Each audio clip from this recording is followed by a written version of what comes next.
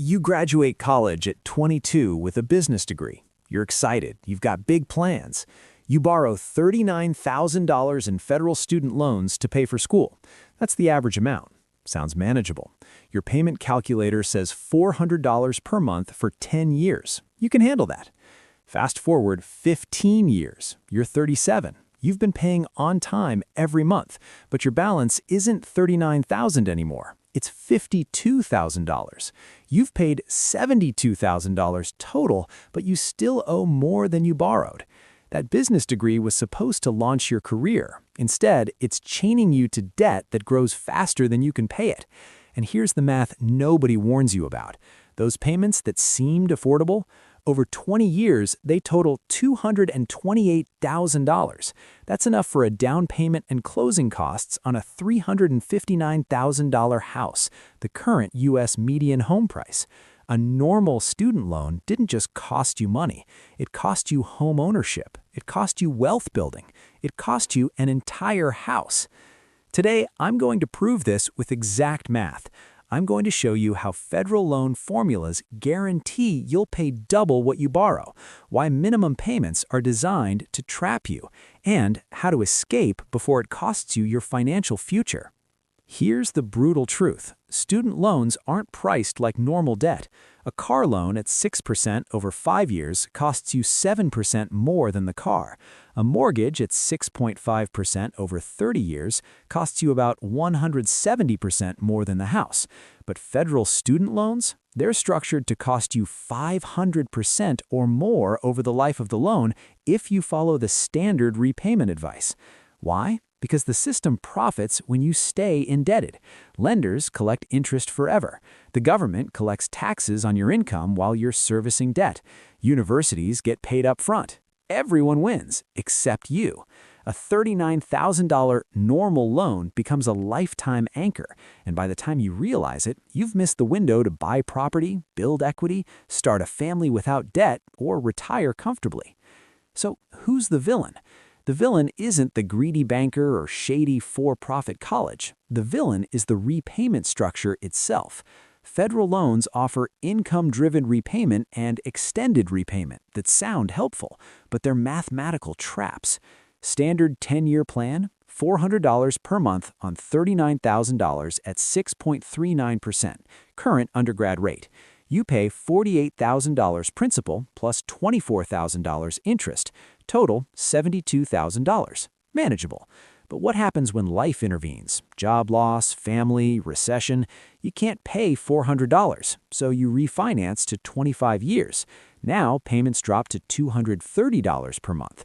Sounds great, but total payments skyrocket to $190,000 over 25 years. Interest alone, $151,000. That's 4 times the interest of the 10-year plan. Lenders love this. You think you're getting relief. They're getting lifetime interest. Income-driven repayment is worse. Payments capped at 10% of discretionary income. For someone making $60,000, that's about $300 per month. Sounds affordable, but unpaid interest capitalizes, adds to principal. Your $39,000 grows to $78,000 after 5 years of minimum payments, then to $125,000. Forgiveness after 20 years? Sure, but the forgiven amount is taxed as income. At $150,000 forgiven in your highest earning years, you owe $50,000 in federal tax plus state tax. Total cost still exceeds $200,000, and that's before opportunity cost. Let me prove this with exact math for Emily. Emily graduates with $39,000 in loans at 6.39%. Option 1, aggressive payoff. She pays $600 per month, pays off in 6.5 years, total paid $47,000, interest $8,000. She saves $181,000 versus minimum payments. But Emily gets a real job making $55,000. After taxes and rent, she can only afford $350 per month. Option 2, standard payments stretched. She does income-driven at $300 per month. After 20 years, balance is $108,000. Forgiven amount taxed at 32% bracket, $34,600 tax bill. Total cost $142,600.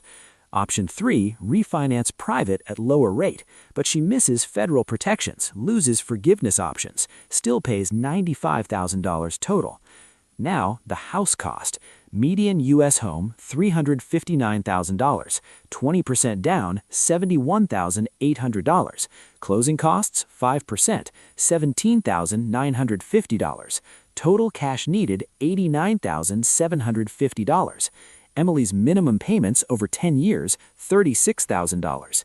That money invested at 8% instead, $61,000. Over 20 years, $106,000. Enough for down payment alone. Her normal loan payments cost her the ability to save for a house. But it gets worse. Renters build zero equity. Homeowners build $30,000 per year equity on average. Over 15 years, $450,000 wealth. Emily renting while paying loans? Zero equity. Loans cost her not just cash flow, they cost her compound home equity growth. Opportunity cost math. $300 per month not paid in loans invested in S&P 500 at 10% nominal. Year 1, $3,600 becomes $3,960. Year 5, $20,320. Year 10, $59,610. Year 20, $198,470. That's half a house. Emily's loans at minimum payments, $219,000 total paid. That same $219,000 invested instead, $2.9 million at retirement. Loans didn't cost a house, they cost generational wealth. The jungle banana analogy explains why we fall for this. Monkey Jungle University costs 39 bananas to attend. Monkey Bank lends you the bananas at 6% banana interest. You pick 10 bananas per month working, pay back 3 bananas per month. Seems fine. But after 5 years, unpaid interest grows your debt to 78 bananas. You're still picking 10, paying 3, debt grows. Big Monkey Plantation owner charges 20 bananas rent per month. You can't save for land. Other monkeys who skipped college bought land with their picking time. Now they own groves producing 100 bananas per month. You rent from them, paying 3 bananas rent from your 10. They keep 700 bananas from 10 tenants. You work harder picking, debt grows, they get richer. Dark humor? College monkey thinks investment in future. Jungle math says 40-year rent payment to banks. Skippers own jungle. Graduates rent it. Villain deep dive? Federal loan formulas. Unpaid interest capitalizes quarterly on unsubsidized loans. $39,000 at 6.39% costs $2,490 interest year 1. Pay $3,600 covers interest plus $910 principal. But income-driven caps at 10% discretionary income. Discretionary is AGI minus 150% poverty line. For single person making $60,000, discretionary $22,000. 10%, $1,800 per year or $150 per month. Interest accrues $200 per month. Unpaid, $50 per month capitalizes. Debt grows 1% per year despite payments. Private loans, worse. No caps, variable rates up to 17.99%. Refinance traps you out of forgiveness. Real Emily numbers? Graduates, $22,000, $39,000 debt. Year 1, $55,000 salary. Income-driven payment, $285. Interest, $245. Capitalizes $40 per month. Year 5, debt $49,000. Year 10, $69,000. Salary now, $90,000. Payment, $450. Still capitalizes at higher bracket. Year 20, debt $152,000. Forgiveness, $113,000. Taxed at 35% federal plus 5% state, $45,000 tax bill. Total lifetime cost, $270,000 paid plus $45,000 tax equals $315,000. Median house, $359,000. Her payments cost nearly a full house plus interest. Parents' generation, $20,000 total college cost in today's dollars, paid cash or small loans, equity built immediately. Emily's generation averaged $39,000 federal, plus private loans pushing some to $100,000. 44 million borrowers owe $1.7 trillion total. Average borrower age, 36 years. Average balance, $37,056. But average total paid, double that with interest. Escape plan? Step 1, calculate true cost. Use payoff calculator. Input your loans, rates, minimum payments. See lifetime total. Step 2, refinance if possible. Private rates as low as 2.74% fixed if good credit, cuts interest by half. Step 3, avalanche method. Pay minimums on all, extra to highest interest.